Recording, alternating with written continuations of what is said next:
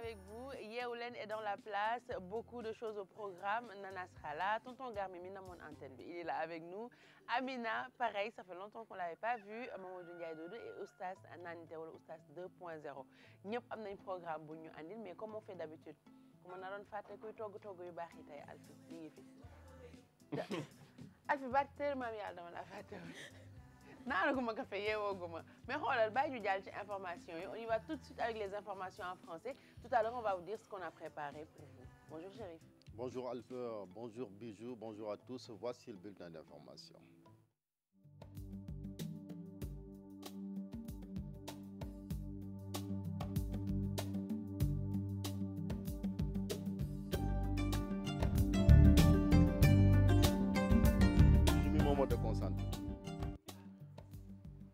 Marche à l'initiative de la coalition des acteurs de la presse. Les techniciens exigent l'adoption du code de la presse, l'amélioration des conditions de travail des journalistes et plus de considération. Une marche réussie avec la participation des techniciens de l'information et de la communication, mais aussi des acteurs de la société civile et leaders politiques. Retour sur cette manifestation avec Adiata Lamarien.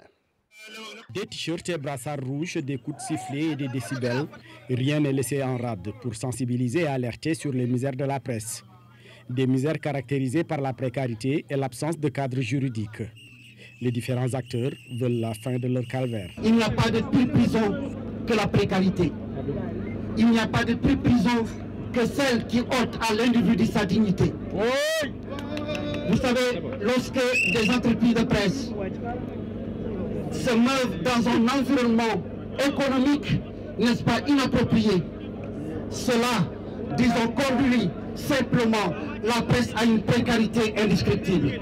Aujourd'hui, la plupart des entreprises de presse ne sont même pas capables d'assurer les salaires.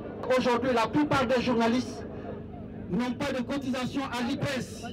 Ça veut dire quoi? Ça veut dire que demain, si chacun de nous était admis à faire valoir ses droits à la retraite, vous allez à l'IPRES, vous ne trouverez rien du tout. Le fait que des cotisations sociales n'ont pas été versées, tu te retrouves à la retraite, même pas le SMIC, Et ces faits-là, on peut dire que c'est presque pour l'ensemble des secteurs de la société, mais encore pire dans le secteur de la presse, parce qu'on a l'impression que c'est le secteur où on est le plus entreprenant. On a l'impression que c'est le secteur où on est le plus entreprenant. Tu as quelques sous, tu as un copain politicien ou homme d'affaires qui a des sous, te pousse et tu vas. Des solutions aux préoccupations du secteur, c'est bien possible, selon les techniciens de l'information et de la communication qui préconisent de larges concertations. C'est une presse en danger. C'est pourquoi nous nous battons pour que le gouvernement prenne ses responsabilités. La responsabilité première du gouvernement, c'est quoi? C'est d'organiser le secteur. Lorsque je parle d'organisation d'abord, je parle aussi de la publicité. La publicité est donnée n'importe comment dans ces pays. On n'a pas trouvé de solution aujourd'hui, mais ce qu'on a fait, c'est donner la preuve qu'ensemble nous pouvons agir et qu'ensemble nous avons la capacité d'identifier nos problèmes, d'identifier les moyens à mettre en œuvre pour régler ces problèmes et de nous fixer des délais pour résoudre ces problèmes. Et de ce point de vue, je pense que cette journée est à marquer d'une pierre blanche, comme on dit dans l'histoire de la presse sénégalaise. Il faut que les gens se retrouvent d'abord, les acteurs de la presse se retrouvent seuls. Ils n'ont pas besoin d'être responsables, mais que même le reporter, du reporter au patron de presse, en passant par l'opérateur privé, qu'ils se disent la vérité. Que chacun dise ce qu'il pense, que chacun dise qu'est-ce qu'il faut pour améliorer sa situation. La marche initiée par la coalition des acteurs de la presse a enregistré la participation d'acteurs politiques et de la société civile venus apporter leur soutien au secteur de la presse. La procession s'est achevée devant le rond-point RTS et la CAP a procédé à une remise du mémorandum au ministère de la Communication. En marge de cette procession, la CAP a exigé du gouvernement la révision des conditions de gestion de la maison de la presse qui, selon les acteurs, ne respectent aucune règle. Selon toujours les membres de cette organisation, la gestion de la maison de la presse est politisée. Nous écoutons toujours le porte-parole Bakary Domingo Mané. Poser aussi la question, disons, de la maison de la presse. Ce pays est un pays de paradoxes. Tous les pays du monde, j'allais dire l'essentiel des pays du monde, la maison de la presse est gérée par les acteurs du secteur. Voilà que le régime de Macky Sall me parachute un politicien, même s'il a fait une formation de journaliste. C'est pas ça le propos. Le propos, c'est que les acteurs de la presse, y compris les acteurs, n'est-ce pas, du gouvernement, se sont retrouvés à ce monde et ils sont parvenus à un texte consensuel au sujet de la gestion de la maison de la presse. L'organigramme, le comité de gestion, tout cela a été couché du noir sur du blanc. Alors, nous demandons à ce que le gouvernement respecte les conclusions de ce monde et vraiment, les acteurs n'auront rien à dire à part de ce moment. Saint-Louis aussi n'a pas été en reste. Nos confrères de la vieille ville ont organisé une marche pour également étaler leur galère et parler avec le doyen Golbert Diagne, qui est également journaliste. Nous l'écoutons d'ailleurs au micro de Ousseynou Diop. Contrairement peut-être aux autres, c'est une famille, la presse. Il n'y a pas de séparation. On se concerte. Chacun représente l'autre pour n'importe quel genre de couverture. On ne nous a jamais entendus. On ne nous entendra jamais. Parce que nous avons librement opté pour ce métier et ad vitam, nous allons nous incrustrer dans la trilogie qui consiste à éduquer, à informer et à distraire, mais en restant dans le principe de notre métier, c'est-à-dire la déontologie, l'éthique professionnelle. Personne ne nous corrompra, personne ne nous déviera de la route. Nous sommes des professionnels et nous ferons ce pays, Inch'Allah, si Dieu le veut bien.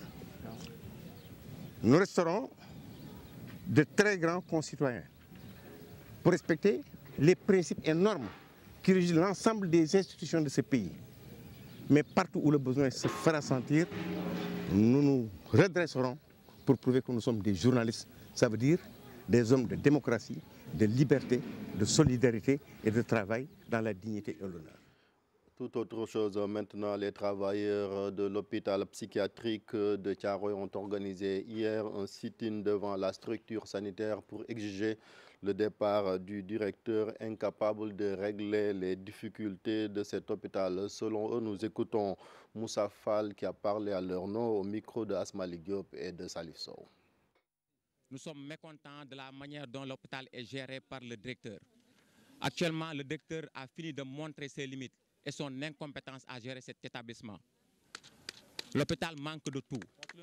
Depuis le mois de janvier, aucune commande n'est passée parce que le directeur confond gérer les dépenses et ne pas dépenser et se cache toujours derrière des procédures pour appliquer son forfait.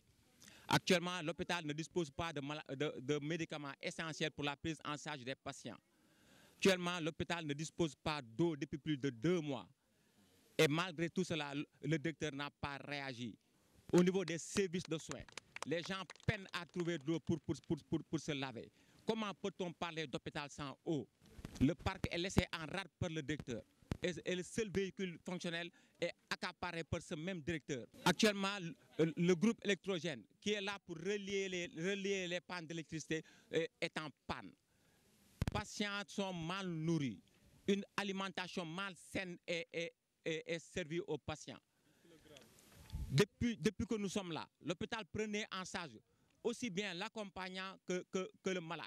On ne peut pas comprendre comment on peut servir 10 kg de viande pour 120 personnes hospitalisées.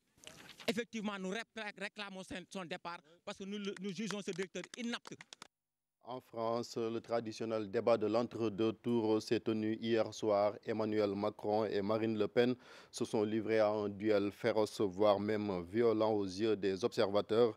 Mais le candidat d'En Marche est désigné vainqueur de ce débat selon des sondages réalisés tout de suite après justement ce débat par nos confrères de BFM TV, mais aussi par des analystes politiques.